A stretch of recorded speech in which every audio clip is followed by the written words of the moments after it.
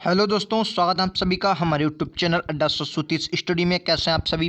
तो दोस्तों, group D NTPC CV22 के लिए जनरल नॉलेज बेहतरीन प्रश्नों के साथ कितने सर 25 प्रश्न। क्या आपका स्कोर रहता है इन प्रश्नों में से? आप हमें लास्ट में ज़रूर बताएंगे। और बहुत ही बेहतरीन प्रश्न है, सारे प्रश्नों को अटेम्प्ट कीजिए और फिर अपना स्कोर देखिए, ठीक है। चलिए, पहला प्रश्न बिल्कुल बहुत ही बेहतरीन प्रश्न, RRB group D NTPC general knowledge के एमसीक्यूज है और बहुत ही बेहतरीन है, ठीक है। पहला प्रश्न आपकी स्क्रीन पर ये रहा। क्या गांधी जी ने भारत छोड़ो आंदोलन कब शुरू किया गया था? गांधी जी के द्वारा भारत छोड़ो आंदोलन कब शुरू किया गया था? तो आप सबको पता है ये 1942 में। कहाँ से? तो कहेंगे ग्वालियर टैंक से। कहाँ से? ग्वालियर टैंक से शुरू किया था, आपको याद है, ग्वालियर टैंक से। याद रखेंगे, मुंबई से। कौन सा? 1942 में। याद रखेंगे, बहुत ही बेहतरीन है, ऐसे प्रश्न आपके एग्जाम में आ सकते हैं। अच्छा, अब एक और एग्जाम की दृष्टि से बहुत ही इंपॉर्टेंट सुनिए। क्वेश्चन कहेगा कि बताइए कि जब भारत छोड़ो आंदोलन स्टार्ट हुआ तो इस वक्त वायसराय कौन था? बताइए, वायसराय कौन था? ये है छपने वाला प्रश्न। वायसराय कौन था बोलेंगे तो क्या बोलेंगे सर? Lord Linlithgow. कौन सर? लिनलिथगो। याद रखेंगे, कौन सा सर? लिनलिथगो। लिथगो याद रखेंगे, ठीक है। लिथगो था, छपने वाला प्रश्न याद रखेंगे। नेक्स्ट प्रश्न आपकी स्क्रीन पर ये रहा। कह रहा जो क्रांति आरंभ होने का प्रमुख कारण क्या था? क्रांति आरंभ होने का प्रमुख कारण क्या था?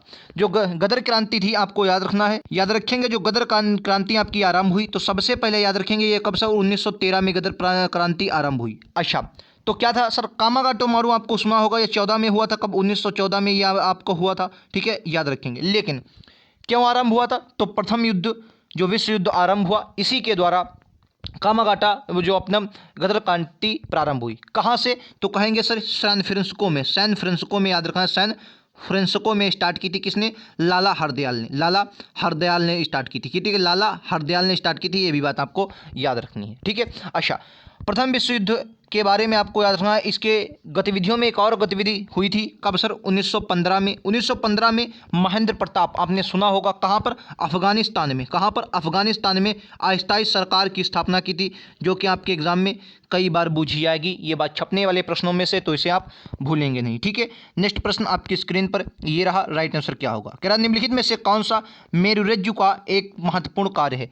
मेरुरज्जु का एक महत्वपूर्ण कार्य क्या होता है? तो आपको याद रखना है, मेरुरज्जु जो होता है ये प्रतिवर्ती क्रियाओं का नियंत्रण करता है। तीसरा इस क्वेश्चन का बिल्कुल करेक्ट आंसर होगा और बहुत ही बेहतरीन प्रश्न है, ठीक है। नेक्स्ट प्रश्न कह रहा है कि उपराष्ट्रपति को अपना कार्यकाल समाप्त होने से पूर्व अपने पद से हटाने का अधिकार निम्नलिखित में से किसको प्राप्त है? तो आपने उपराष्ट्रपति के बारे में एक बात बहुत अच्छे से पता होगी कि उपराष्ट्रपति जो होता है ये क्या होता है सर? राज्यसभा का सभापति होता है। क्या होता है? राज्यसभा का क्या होता है सर? सभापति होता है। तो एक बात याद रखेंगे, राज्यसभा का सभापति होता है, इसलिए उपराष्ट्रपति को हटाने का प्रावधान सिर्फ और सिर्फ राज्यसभा में ही लाया जा सकता है, ना कि लोकसभा में। बात करेंगे राज्यसभा की, तो आपको याद रखना आर्टिकल 80 के द्वारा राज्यसभा की चर्चा की गई। हमारे आर्टिकल 80 में कैसा सदन है? कहेंगे स्थायी सदन है। कैसा है? स्थायी सदन है, याद रखेंगे, यानी कि कभी भी विघटन नहीं होता है। याद रखेंगे, छपने वाले प्रश्नों में से ये प्रश्न आपके एग्जाम की दृष्टि से। नेक्स्ट प्रश्न आपके लिए बहुत ही बेहतरीन प्रश्न है। क्या बताना है निम्नलिखित में से किसका प्रांतक औषधि के रूप में प्रयोग किया जाता है? ग्लूकोज, एम्प्रिसली, एस्प्रिन या वैलियम? तो क्या कहेंगे? वैलियम। वैलियम जो होता है ये प्रांतक औषधि के रूप में इसका प्रयोग किया जाता है। डी इस क्वेश्चन का बिल्कुल करेक्ट आंसर होगा। याद रखेंगे, ये भी प्रश्न आपके एग्जाम के लिए बहुत महत्वपूर्ण है। नेक्स्ट प्रश्न, क्या मोहिनी अट्टम शास्त्रीय नृत्य के रूप में निम्नलिखित में से किस राज्य से संबंधित? तो मोहिनी अट्टम जो शास्त्रीय नृत्य है ये किससे? केरल से संबंधित है, आपको याद रखना। अच्छा, बताना है कितने शास्त्रीय नृत्य हैं? तो कहेंगे 8 शास्त्रीय नृत्य हैं। नवीनतम कौन सा है? तो कहेंगे सत्रिया। सत्रिया ये कहाँ का है? ये असम का है। कहाँ का है सर? ये सत्रिया जो है असम का है। अच्छा, एक छपने वाला क्वेश्चन पूछूं तो बताइए सत्रिया को कब जोड़ा गया? कहेंगे 2008 में। कब सर? 2008 में इसको जोड़ा गया था। याद रखेंगे, छपने वाला प्रश्न है, ठीक है। चलिए, नेक्स्ट प्रश्न आपकी स्क्रीन पर ये रहा। कह रहा राष्ट्रीय आय को प्रायः क्या कहा जाता है? राष्ट्रीय आय सबसे मोस्ट इंपॉर्टेंट आपको याद है, राष्ट्रीय आय की गणना कौन करता है? तो क्या बोलेंगे? केंद्रीय सांख्यिकी संस्थान। कौन सा? केंद्रीय सांख्यिकी संस्थान, जिसे क्या कहते हैं? CSO, ठीक है। केंद्रीय सांख्यिकी संस्थान करता है राष्ट्रीय आय की गणना। क्या होती है राष्ट्रीय आय? तो आपको याद है NNP-FC। NNP-FC, अच्छा, NNP होती है। NNP जो होती है यही होती है आपकी राष्ट्रीय आय। याद रखेंगे, कौन निर्धारण करता है? तो केंद्रीय सांख्यिकी संस्थान करता है। एफसी का मतलब क्या होता है? फेडरल कॉस्ट, इसका मतलब होता है। एमपी जो होता है, एमपी मतलब मार्केट प्राइस होता है, यानी कि एफसी मतलब जो आपकी लागत आई है, एफसी मतलब जितनी लागत आती है उसे ही आपको एफसी कहते हैं, जिसे आप कह सकते हैं फेडरल कॉस्ट। एक बात और याद रखना, राष्ट्रीय आय का सबसे पहले आकलन किसने किया था? तो स्वतंत्रता से पूर्व इसका सबसे पहले आकलन दादा भाई नौरोजी ने किया था। किसने? दादा भाई नौरोजी ने किया था, याद रखेंगे, दादा भाई नौरोजी ने। और कितनी आय बताई थी? तो आपको याद है, दादा भाई नौरोजी ने 20 रुपया प्रति व्यक्ति आय बताई थी। और पुस्तक कौन सी लिखी थी? The poverty and British rule in India. कौन सी? The poverty and British rule in India इन्होंने लिखी थी। धन निष्कासन का सिद्धांत दिया था। सबसे पहले राष्ट्रीय आय की गणना दादा भाई नौरोजी ने की थी। दादा भाई नौरोजी से 2-3 प्रश्न याद रखना है। सबसे पहले 1886 अधिवेशन, 1893 का अधिवेशन और 1906 का अधिवेशन, ये बात आपको याद रखना है। 1883 में ही इन्होंने क्या किया था? कहा कि जो सिविल सेवाएं होनी चाहिए वो आपकी कहाँ? इंडिया में, मतलब भारत में आयोजित होनी चाहिए। 93 में। कब सर? आई एम सॉरी, कब? 93 में, आई एम सॉरी, 93 में कहा था। और 1906 में स्वराज शब्द की मांग की थी, याद रखेंगे। किसकी? स्वराज शब्द की मांग की थी। ये छपने वाले प्रश्न है, जो भी प्रश्न बता रहा हूँ बहुत ही बेहतरीन प्रश्न बता रहा हूँ, सभी प्रश्न छपने वाले हैं। एक और प्रश्न देखिए, कह रहा है बताना है मार्च 2015 में, कह रहा 15 मार्च 2015 को badminton championship Swiss grand prix gold का विजेता कौन था? तो आपको याद है के श्रीकांत इस क्वेश्चन का बिल्कुल करेक्ट आंसर होगा। पहला इस प्रश्न का बिल्कुल राइट आंसर है। 25 प्रश्न है दोस्तों, 25 में से आपका क्या स्कोर रहता है जरूर बताएं। और वीडियो पसंद आए तो लाइक शेयर सब्सक्राइब करें, ना पसंद आए तो डिसलाइक कर जाएं, लेकिन जाएं जरूर, ठीक है। पसंद आए तो लाइक करें, ना पसंद आए तो डिसलाइक करें, लेकिन करें जरूर, ठीक है। अगर दिल से आपको वीडियो पसंद आए, क्वेश्चन अच्छे लगे, मेहनत अच्छी लगे, तो लाइक से सब्सक्राइब करना ना भूलें, ठीक है। कह रहा है कंबाइनी, हेमवती और अमरावती निम्नलिखित में से कौन किसकी सहायक नदियां हैं? इसी के साथ आपको बताना है तुंगभद्रा। तुंगभद्रा किसकी सहायक नदी है, जो बहुत ही फेमस है और कई बार आपके एग्जाम में आई है? तो कामायनी, हेमवती और अमरावती याद रखेंगे कावेरी की है। कावेरी के बारे में एक बात और याद रखना है, कावेरी की सहायक नदी कौन सी है? पेरियार, पेरियार है, याद रखेंगे, ठीक है, केरल में बहती है। अच्छा, कावेरी जो होती है इसके बारे में बहुत बातें आपको याद रखनी है, बेहतरीन प्रश्न है। इसे सदावाहिनी नदी भी कहा जाता है। क्या कहा जाता? सदाबहार नदी की कहा जाता। क्यों? क्योंकि दक्षिण भारत की एकमात्र नदी है जो साल भर पानी रहता है, क्योंकि इसमें जो आपके कोरोमंडल तट पर तमिलनाडु से वर्षा होती है उससे भी ये मानसून प्राप्त कर लेती है। तुंगभद्रा ये कृष्णा की सहायक नदी है। किसकी? कृष्णा की सहायक नदी है, आपको याद रखना है, ऐसे प्रश्न आपके एग्जाम में आएंगे, ठीक है। छपने वाले प्रश्न, नेक्स्ट प्रश्न आपकी स्क्रीन पर कह रहा 1857 के प्रथम स्वतंत्रता संग्राम विद्रोह में भाग लेने वाली पहली महिला स्वतंत्रता सेनानी कौन थी? तो आपको याद रखना है बेगम हजरत महल, आपको बहुत अच्छे से पता होगा। इन्होंने कहाँ से? लखनऊ से विद्रोह किया था और गद्दी पर किसको बैठाया था? कई बार आपके एग्जाम में प्रश्न पूछा है कि गद्दी पर किसको बैठाया था?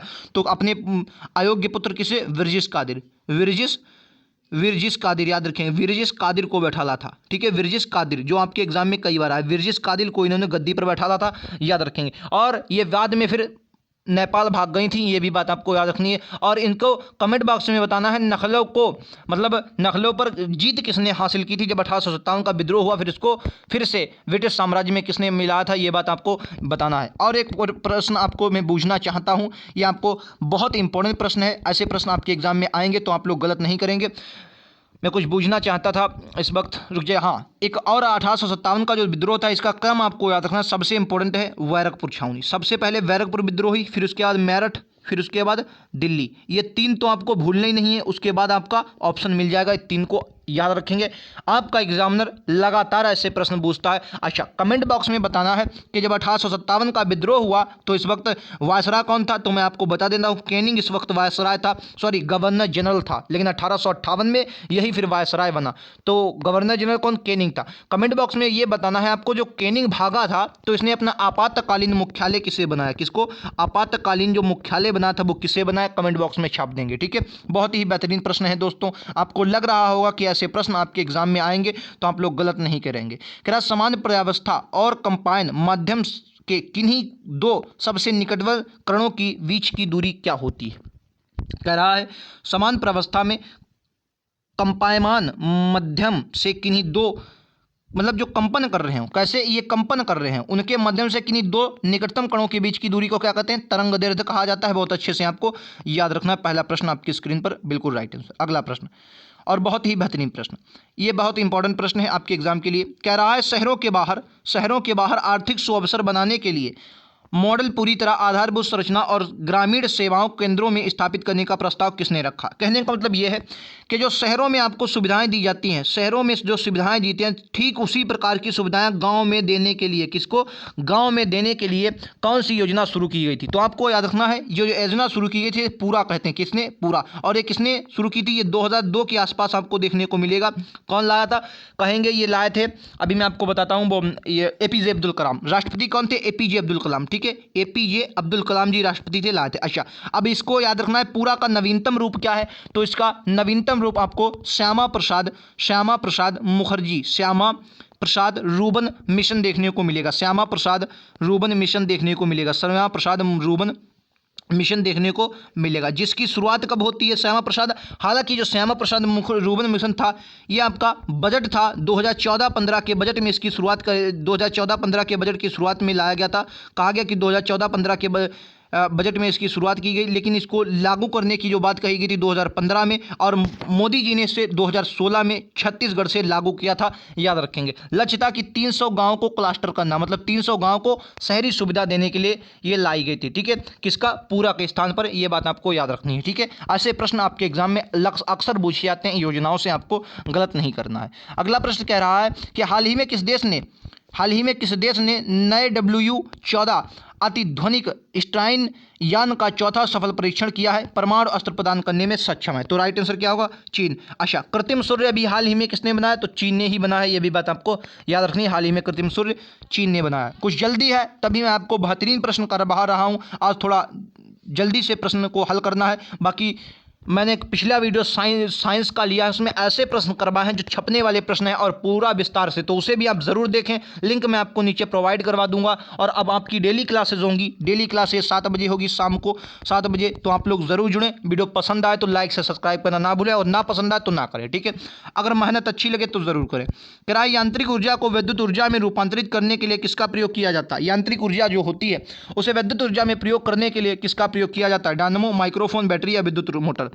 क्या होगा इस क्वेश्चन का राइट आंसर बताइए। याद रखेंगे इस क्वेश्चन का राइट आंसर क्या होगा? डायनामो इस क्वेश्चन का बिल्कुल करेक्ट आंसर होगा। पहला इस क्वेश्चन का राइट आंसर है डायनामो। अगला प्रश्न क्या कह रहा है कि 2015 में सर्वोच्च कल्याण संगठन पुरस्कार को सम्मानित किया गया था। बताइए किसको 2015 में सर्वोच्च कल्याण संगठन पुरस्कार के रूप में मतलब सम्मानित किया गया? तो कहेंगे national union of defence of India, यानी कि चौथा इस क्वेश्चन का बिल्कुल करेक्ट आंसर है, इसको सम्मानित किया गया था। याद रखेंगे। अगला प्रश्न, क्या निम्नलिखित में से किसे लोकनायक के रूप में जाना जाता है? तो आपको याद रखना है, लोकनायक के रूप में जयप्रकाश नारायण को जाना जाता है। याद रखेंगे, दूसरा इस क्वेश्चन का बिल्कुल करेक्ट आंसर होगा। और एक बार नहीं, ये प्रश्न अक्सर पूछा जाता है कि लोकनायक के रूप में किसे जाना जाता है। अगला प्रश्न कह रहा है भारत में लगभग आधी जनसंख्या मात्र 5 राज्यों में रहती है। भारत की जनसंख्या जो आधी है वो मात्र 5 राज्यों में रहती है। निम्नलिखित में से कौन सा इन 5 घनी आबादी वाले राज्यों में से शामिल नहीं है? तो कहेंगे केरल इसमें शामिल नहीं होता। इसमें आपका एक यूपी आ जाएगा, और आपका एक कौन सा पश्चिम बंगाल है, महाराष्ट्र है, बिहार है, यूपी आ जाएगा। ठीक है, याद रखेंगे यूपी पहले नंबर पर जनसंख्या में आता है। ऐसे प्रश्न आपके एग्जाम में एग्जामिनर पूछ लेता है। ठीक है, अगला प्रश्न, क्या निम्नलिखित में से अवध के कृषक आंदोलन का नेता कौन था? अवध में आपका कृषक आंदोलन होता है, तो बताना है अवध में कृषक आंदोलन का नेता कौन था। कहेंगे अवध में जो कृषक आंदोलन हुआ था उसके नेता बाबा रामचंद्र थे। कौन थे? बाबा रामचंद्र थे। याद रखेंगे, ऐसे प्रश्न आपके एग्जाम में अक्सर पूछे जाते हैं, रटने वाले प्रश्न है। पहला प्रश्न राइट आंसर है। निम्नलिखित में से कौन विश्व बैंक का अध्यक्ष है? तो बताना है विश्व बैंक की स्थापना को होती है, और विश्व बैंक की जुड़वा बहन IMF को कहा जाता है। IMF ये क्या करते हैं? दोनों ऋण देते हैं। विश्व बैंक और IMF इनको क्या कहा जाता है? जुड़वा बहनें कहा जाता है। मुख्यालय आपको याद रखना, वाशिंगटन DC में इन दोनों का मुख्यालय है। याद रखें, वाशिंगटन DC किस नदी के किनारे है? कमेंट बॉक्स में छाप देना है। तो याद रखेंगे पोटामिक नदी के किनारे वाशिंगटन DC है। किम जोंग यिंग जो है, किम जो है, ये इसके क्या है? विश्व बैंक के अध्यक्ष हैं। याद रखेंगे, पहला इस क्वेश्चन का बिल्कुल करेक्ट आंसर है। ठीक है, और बताना है अंकाजी इवेला, ठीक है, ये किसकी अध्यक्ष हैं बताना है। ठीक है, बताइए मशरूम क्या है? तो आपने साइंस को बहुत अच्छे से पढ़ा होगा। ये मशरूम क्या है? कवक होते हैं। लाइकेन क्या होते हैं? लाइकेन जो होते हैं ये शैवाल और कवकों का जो सहजीवन होता है, सहचर्य होता है, उसे ही लाइकेन कहा जाता है। लाइकेन ये क्या करते हैं? प्रदूषण के सूचक होते हैं। याद रखें, किसके? प्रदूषण के सूचक किसे कहा जाता है? लाइकोन को कहा जाता है। याद रखेंगे, छपने वाला प्रश्न ये भी है। ठीक है, अगला प्रश्न कह रहा है दिल्ली मेट्रो को अपनी प्रथम ड्राइवर रहित रेलगाड़ी किस देश से प्राप्त हुई? दिल्ली मेट्रो को अपनी प्रथम जो आपकी ड्राइवर रेलगाड़ी है कहाँ से प्राप्त हुई? तो कहेंगे दक्षिण कोरिया से प्राप्त हुई। ठीक है, अच्छा बताना है विश्व की पहली ड्राइवरलेस ट्रेन किसने चलाई? तो क्या बोलेंगे? जर्मनी ने चलाई थी। याद रखेंगे, विश्व की पहली ड्राइवरलेस ट्रेन। अगला प्रश्न, भारत में पंचायती राज स्थापित करने वाला प्रथम दो राज्य कौन थे? तो कहेंगे राजस्थान और आंध्र प्रदेश थे प्रथम दो राज्य जिन्होंने पंचायती राज स्थापित किया था। और पंचायती राज त्रिस्तरीय कौन लाया था? बलवंत राय मेहता लाए थे, याद रखेंगे, ये भी प्रश्न आपके एग्जाम में आएगा। क्या भारत में पृथ्वी का धरातल का कितना % घेरे हुए? तो क्या बोलेंगे 2.4% जो है भारत में पृथ्वी का घेरे हुए, याद रखेंगे इसके विस्तार के अनुसार। अगला प्रश्न कह रहा है कि अशोक के आक्रमण के समय कलिंग की राजधानी क्या थी? तो आपको याद है अशोक ने अपने 8वें वर्ष अपने शासन के 8वें वर्ष यहाँ पर क्या किया था? आक्रमण किया था। और इसका अभिलेख जो 13वें अभिलेख से हमें क्या मिलती है? जानकारी मिलती है। आपको याद रखना है, जानकारी हमें 13वें अभिलेख से मिलती है। तोसली इसकी राजधानी थी। ठीक है, तोसली क्या थी? इसकी राजधानी थी, याद रखेंगे, छपने वाला प्रश्न है। और आज का अंतिम प्रश्न जिसका जवाब आप लोग हमें देंगे, कह रहा है निम्नलिखित में से कौन सा देश धान के उत्पादन का दूसरा स्थान है? इसका कमेंट बॉक्स में हमें जवाब देंगे। स्कोर आपका क्या रहा? जल्दी था थोड़ा, इसलिए प्रश्नों को अच्छे से नहीं करवा पाया। और भी विस्तार से मैं बताऊंगा अगले वीडियोस में। डेली शाम को 7 बजे जुड़ना ना भूलें। किसी दिन साइंस, किसी दिन ज्योग्राफी, किसी दिन स्ट्रेटेजी के जीएस, ऐसे ही प्रश्नों के लिए लगातार हाजिर हूँ ग्रुप डी एनटीपीसी 2 के लिए। तो मिलते हैं अगले वीडियोस में। आज के लिए इतना ही। Thank you.